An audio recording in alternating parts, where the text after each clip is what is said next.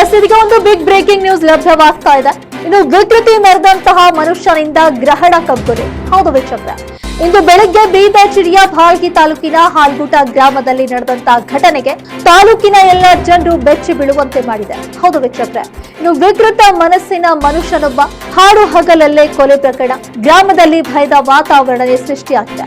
ಅನಿತಾ ಮಲ್ಲಿಕಾರ್ಜುನ್ ಬಿರಾದರ್ 32 ವರ್ಷ ವಯಸ್ಸು, ಮೃತ ದುರ್ದೈವಿಯಾಗಿದ್ದಾಳೆ. ಇನ್ನು ಮುಂಜಾನೆ 8 ಗಂಟೆ ಸುಮಾರಿಗೆ ಸ್ನಾನ ಮಾಡುತ್ತಿರುವಂತಹ ಸಮಯದಲ್ಲಿ ಮನೆ ಒಳಗೆ ಬಂದು ಸೌದೆ ಕಡಿಯುವಂತಹ ಕೊಡ್ಲಿಯಿಂದ ತಲೆ ಮೇಲೆ ಮಾರಣಾಂತಿಕ ಹಲ್ಲೆಯಿಂದ ಮಹಿಳೆ ಸ್ಥಳದಲ್ಲಿಯೇ ಮೃತಪಟ್ಟಿದ್ದಾಳೆ. ಇನ್ನು ಹಲ್ಲೆ ನಡೆಸಿರುವಂತಹ ವ್ಯಕ್ತಿ ಕೈಲಾಸ್ ಎಂದು ಗುರುತಿಸಲಾಗಿದ್ದು ಘಟಚಿಂಚೋಳಿ ಪೊಲೀಸ್ ಠಾಣೆಯಲ್ಲಿ ಪ್ರಕರಣ ದಾಖಲಾಗಿದೆ. ಇನ್ನು ಕುಟುಂಬಸ್ಥರ ಆಕ್ರಂದನ ಮುಗಿಲಿಗೆ ಮುಟ್ಟಿರುವುದು ಕೂಡ ತಾವು ಈ ವಿಡಿಯೋದಲ್ಲಿ ಗಮನಿಸಬಹುದಾಗಿದೆ.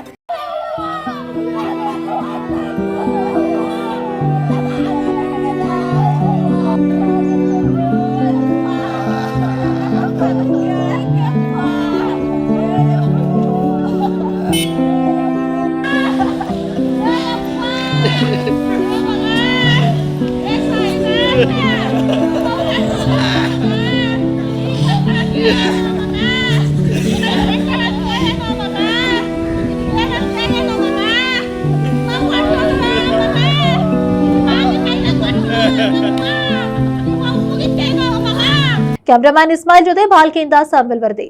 ಸರ್ ಬರ್ಬೇಕಾದ್ರೆ ನಮ್ಮ ಹೆಂಡತಿ ಕತವೆ ಮಾಡೋಗೇನ್ ಸರ್ ಸೋಳಿ ಮಗ ಅವ್ರ ಮನಿದ ಎಲ್ಲರದ್ದು ಏನ್ ಪ್ಲಾನ್ ಇಕ್ಕಿ ಮಾಡ್ಯಾರೋ ಏನಿಲ್ಲ ಸರ್. ಅವ್ರು ಎಲ್ಲ ಹೊಟ್ಟೆ ಟೋಟಲ್ ಸರ್ ಹೊಸ ಮಂದಿ ಎಲ್ಲ ಇದು ಮಾಡಿ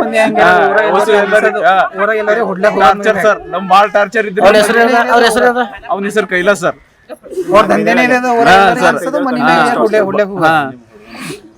ಹೊಡ್ ಪೂರಾ ಖತಮೆ ಮಾಡೋದು ಸರ್. ಪೂರಾ ನನ್ನ ಹೆಂಡತಿ ನೋಡ್ ಅಲ್ಲಿ ಜಾಗದ ಮೇಲೆ ನನ್ನ ಪೂರಾ ಜೀವ ಹೋಗಿದೆ ಅಂತ ಹೇಳಿ ಸರ್. ಪೂರಾ ಬಚ್ಚಲ್ ತುಂಬಾ ಹಿಂಗ ರಕ್ತ ಹಿಂಗ್ ಗಡ್ಡಿ ಪೂರಾ ಸರ್ ಅಷ್ಟಿದೆ. ನಾ ಸರ್ ಮನೆ ನನಗೆ ಹೊಲಕ್ಕಿನ ಹೋಗಿ ಮುಟ್ಟಿಲ್ ಸರ್. ಮುಟ್ಟಡ್ಗೆ ಫೋನೇ ಬಂದ್ ಸರ್.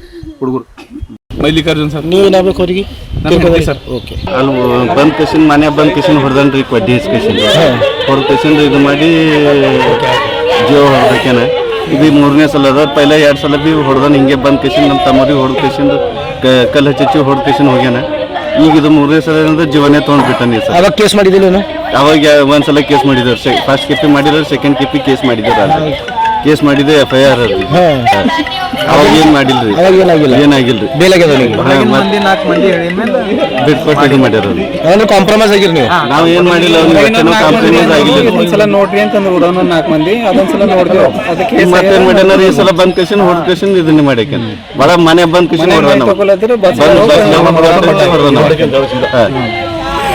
ಈಗ ನಿಮ್ಮ ಹೆಸರೇನು? ಸಿದ್ದರಾಮಪ್ಪ ಬಿರಾದರ್. ಈಗ ತೀರ್ಕೊಂಡ್ರಿ, ನೀವೇನಾಗಬೇಕು? ನಮ್ಮ ಸೋದರ ಸಸಿ ಬೇಕು, ನಮ್ಮ ತಮ್ಮ ಹೆಂಡತಿ.